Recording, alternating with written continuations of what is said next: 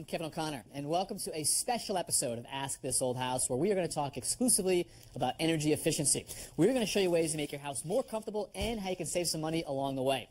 We've got lots of great tips for you, and each one of them is inexpensive and something you can do. And we'll also make some house calls to show you how to make a house more efficient during the heating season as well as the cooling season. Good morning, Tommy. Morning, Kevin. So I read an interesting fact this morning. Yeah. Imagine this. An 1/8-inch crack around the front door and the back door lets as much air into the house as if you had a small window open halfway. I'm not surprised. A lot of air can enter those little spaces. Let's start with the door. There are all kinds of door sweeps that you can install on the bottom of the door, from this type here to one that can go on the surface of the door. So it sweeps like that? Right. Gotcha. Up the sides and across the top, there's all kinds of weather stripping that can go on the jamb, and the door can go up tight, closing that gap. All right, so that's what we should be thinking about, the perimeter of the door. How about windows? Windows are very important. Here's a double-hung window right here, for example. I think the most important thing that people forget to do is lock them in the wintertime. By locking the window, you seal the gap between the meeting rails, stopping the air from migrating through. So close this gap right along here. Right.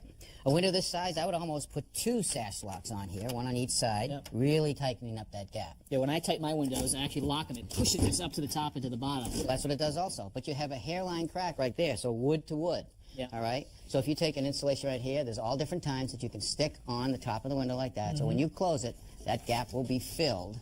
And when you lock it, it'll be nice and tight. Gotcha. Now, what about really big gaps? Like on an old window here, we've got a gap down at the bottom. Well, you can use a temporary caulking like this right here. This is a gap filler. It's called backer rod? That's right. It goes right in there and expands in there. When you open the window, it'll pop out in the summertime. All right, so that's temporary. They've also got temporary options that come in a tube. There's a tube right here, and there's stuff right here you can peel off of a roll. It's almost like clay.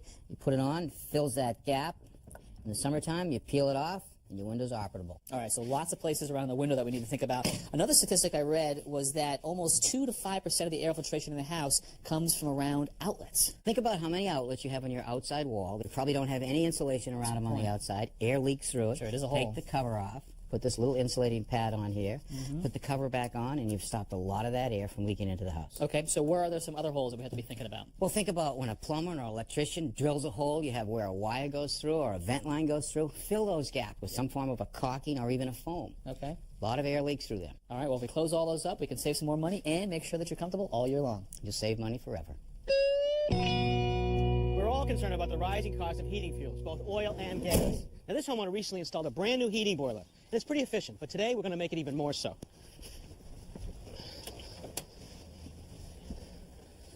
There's a boiler down here, Richard.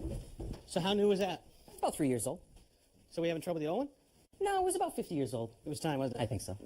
All right, well, let's see what you've got. You have a gas-fired boiler. Looks to be cast iron. The burners sit underneath the cast iron sections, and they heat up the water that's inside the boiler. The heated water leaves the boiler right here through this pipe.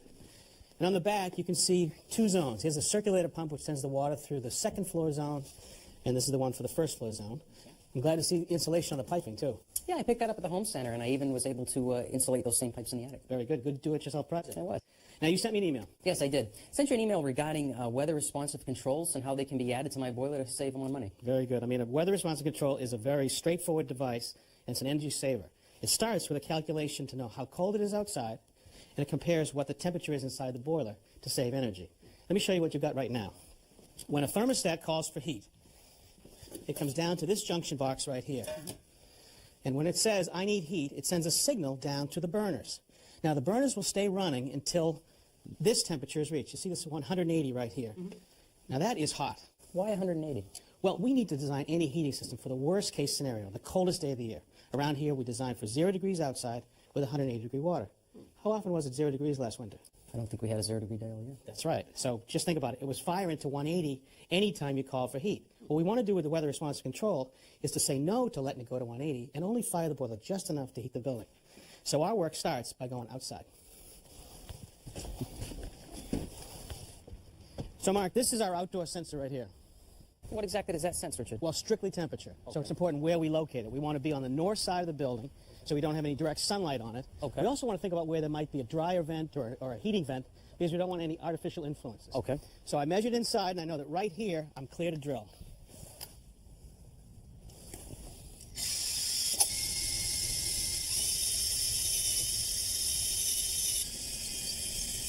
Okay. Now, Mark, why don't you go inside and fish me that wire out through? Okay.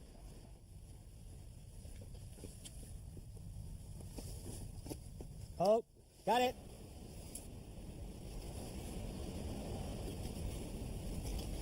Now here's our sensor right here. There's a couple of connections to be made. Slide the wires in. Tighten them up.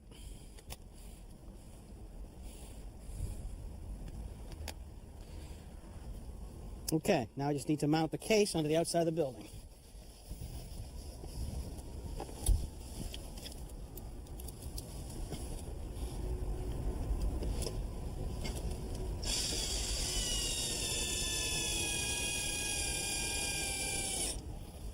Just finished off with a screwdriver. Okay, now just install the cover. All right, Mark, let's fish that wire from the outdoor sensor back to the control, up through here, yep. Okay. I'll pull it and you can just feed it to me. Here we go. Once we get it all run, we can staple it up into place. Make sure it doesn't kink. Okay. Now I just want to snug up the sensor wire against the conduit, and for that I use tie wraps. And I can snug it up with this special tool that snugs it up and clips it off.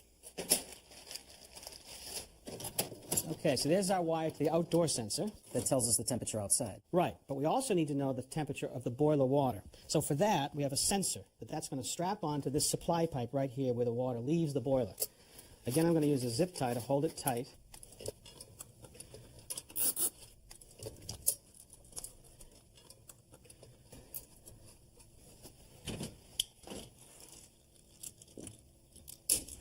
All right, once I've done that, I want to insulate the sensor so it senses the boiler water temperature, not the basement temperature. This is our weather responsive control. Some people call it an outdoor reset control. It's a microprocessor. It's a pretty simple wiring. On this side are the inputs. This is our wires to the outdoor and the boiler sensors. And on this side is where our voltage comes in to run the control, and 2 wires that go down to fire the burner. Now it starts by us mounting this control on the outside of the boiler.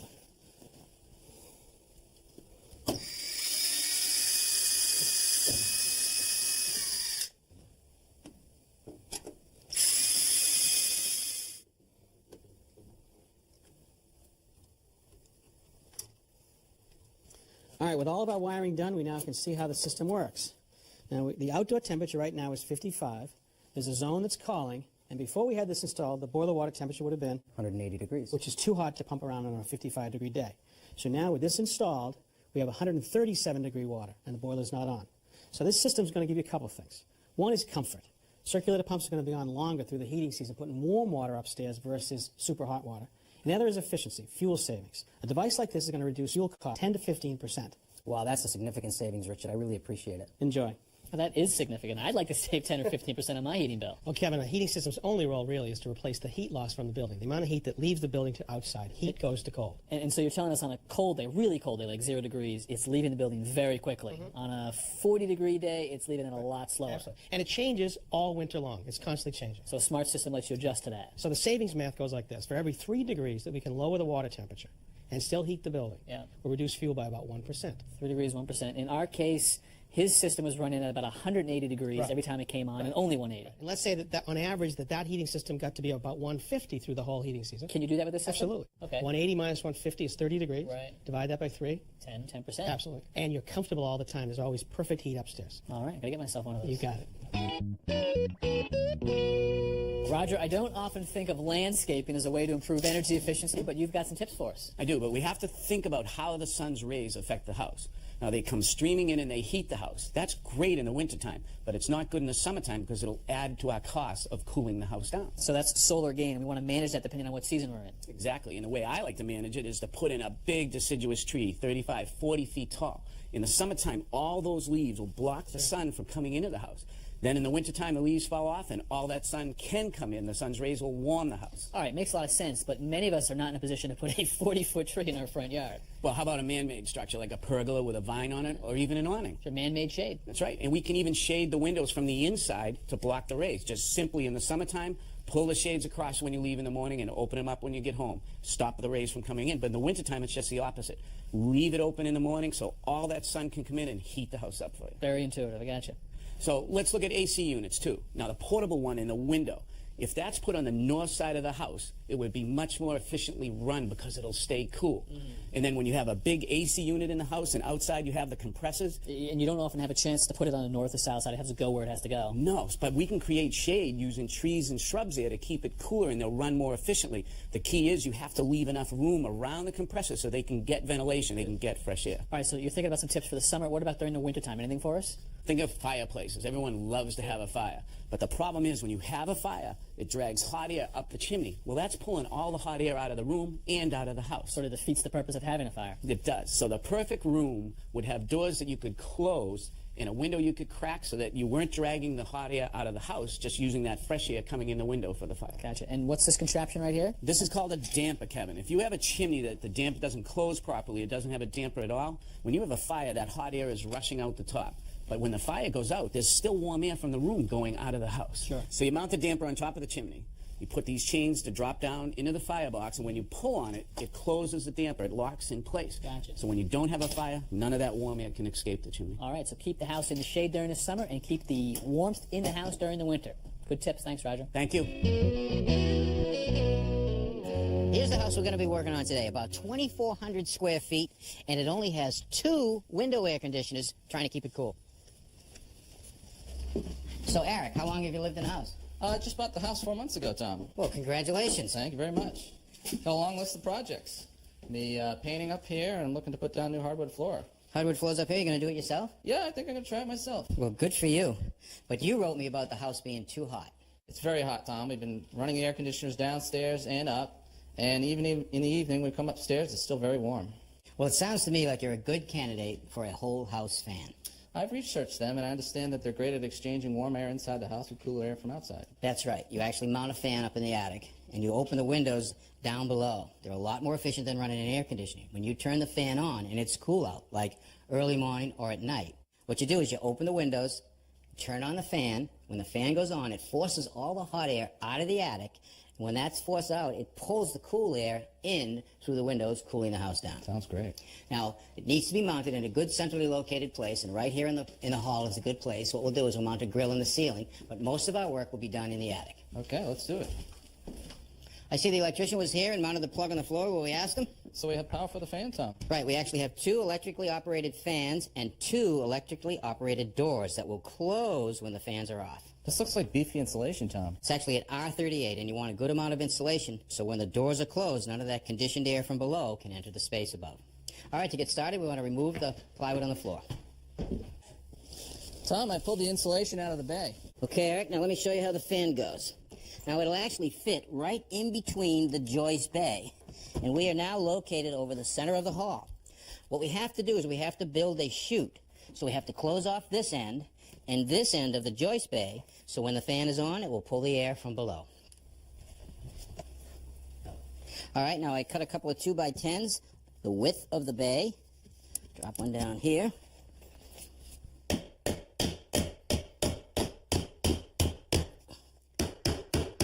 I want to make it flush with the top. I'm going to use a 16 penny nail, drive it in.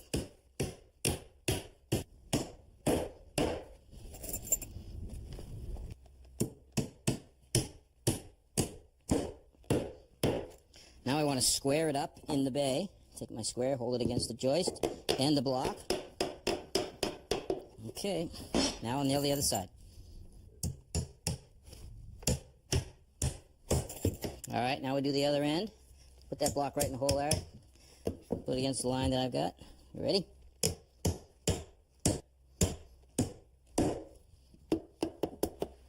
All right, we have some play in the opening. That's perfect.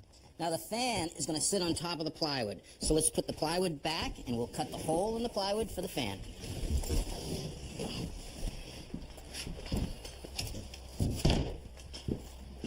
Now I know that the 2x10 blocking is about 7.5 inches from the edge of this plywood. So I'm going to drill a hole about 8.5 inches in.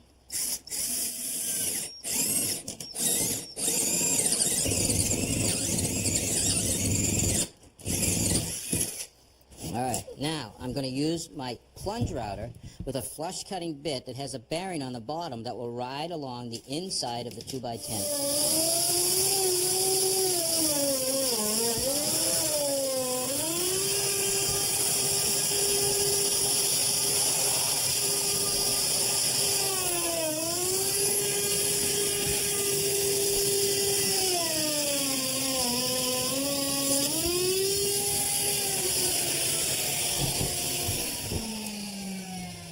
Perfect.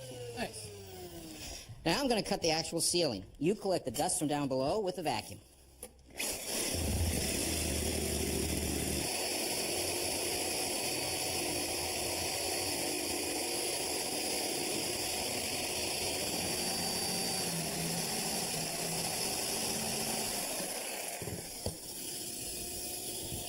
Now this wire right here in the opening actually feeds the 2 ceiling lights in the hall.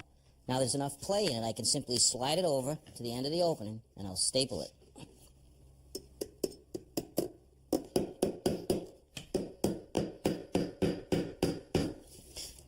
So we don't draw any air from under the insulation. We're going to fill this void or this gap with foam insulation.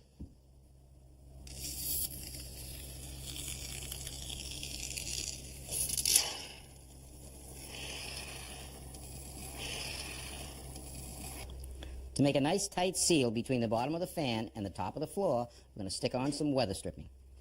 The weather stripping also cuts down on any vibration the fan might create. Now we just put the fan in the opening. Take a couple of screws to hold it into position so it doesn't move around.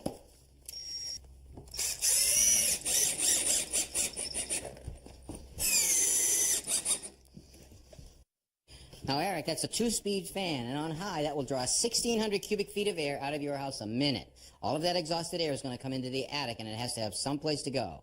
Some of it will go out the soffit vent on this side of the house, some of it will go out the soffit vent on that side of the house, and some of it will go out the ridge vent.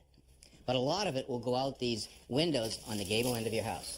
So I'll keep these open all summer long, Tom. That's right. Eric, you plug the fan in. I'm going to go attach the grill to the ceiling. Sounds good, Tom. All right, your grill is attached. Now, to activate the fan, you simply use this remote. When you push the button, the first thing that happens are the insulated doors will open. Once they're away, then the fan blades will start.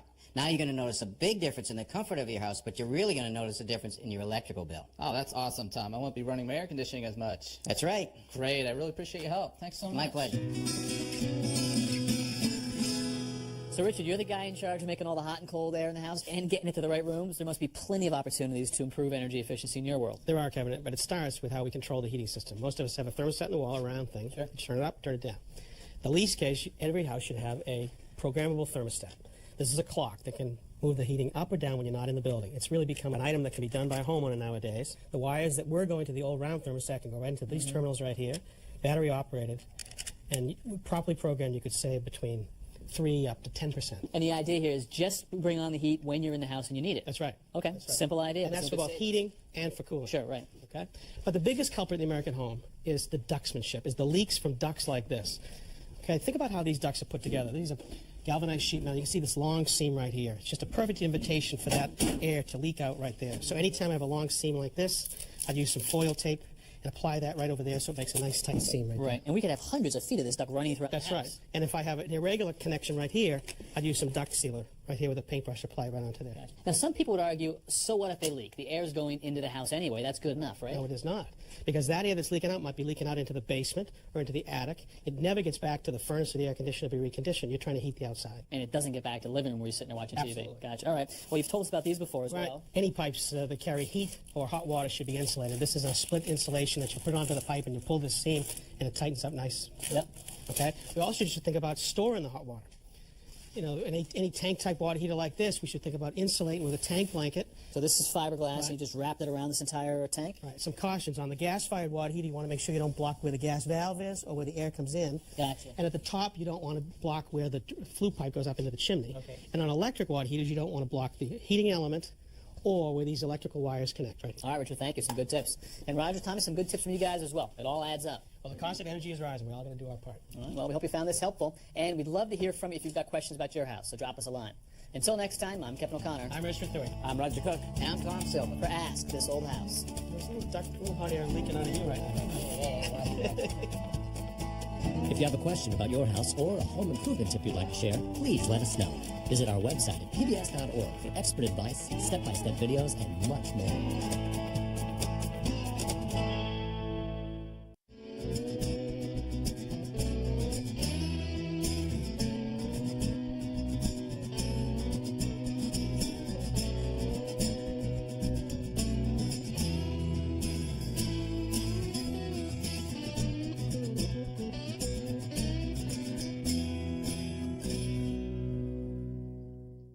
Next time on Ask This Old House, Roger provides a little patio privacy with plants. Well, what do you think? This is good. By holding the plants back, we've created a space where we can do some more planting. And the guys ask, what is it? This sits around your picnic basket. That's next time. This Old House magazine, the companion to the television series, provides advice from our experts that you've come to know. You can use your credit card to order 10 monthly issues for $10 by calling 1-800-221-5900.